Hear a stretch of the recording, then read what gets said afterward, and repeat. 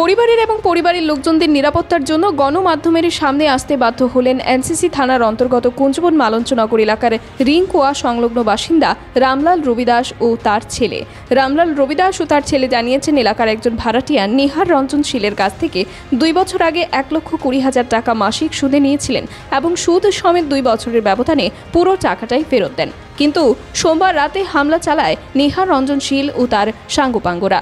মালঞ্চনগরের এই গরিব পরিবারকে বুধবারের মধ্যে বাড়ি খালি করার জন্য হুমকি দেয় তারা। দাবি করে 3,46,000 টাকা সুদ দিতে হবে।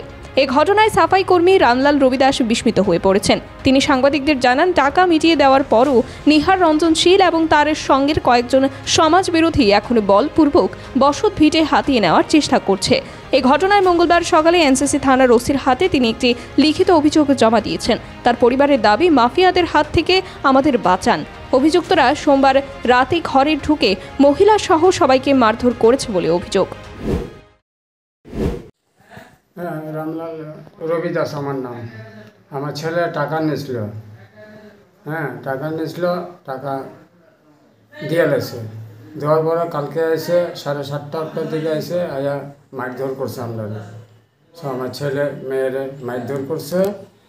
আর ও কালকে ঘর আমরা নেমুগা কে কইছে?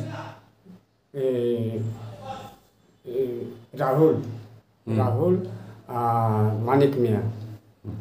আমরা কিছু আমরা ঘর ছাড়তাম না। বাড়ি কই তাদের? বাড়ি কোথায়? আমরা পাড়াতেই বাড়ি। আপনার পাড়া? আমরা পাড়াতে মালঞ্চনগর রিংকুয়ার সামনে।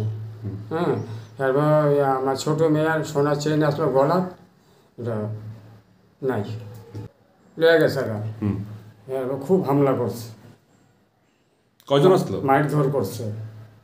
তারা কয়জন আসলো? 20-25 জন আসলো। তারা ছোটো মেয়ে বড় মেয়ের মারধর করছে, ছেলের বউর মারধর করছে, বড় মেয়ের মারধর করছে, মেজো মেয়ের মারধর করছে।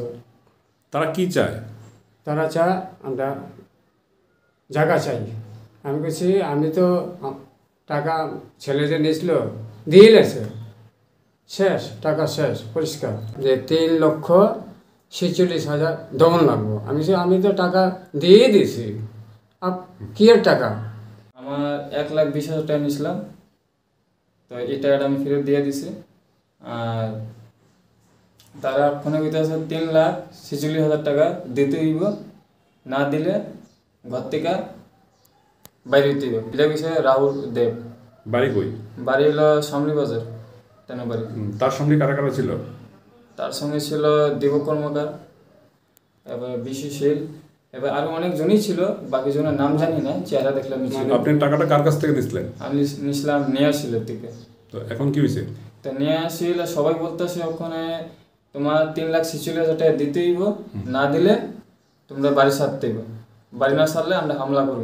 আমার কাছে তো কোনো টাকা পাই, আমি টাকা তো দিয়ে দিছি, দুজন ইসলাম এটা দিয়েছি। তারা সুদ কইতেছে 3,46,000 টাকা দিতেন সুদ। তো গতকালকে হামলা করছে? হ্যাঁ। তো এখন কি পুলিশে জানাইছেন?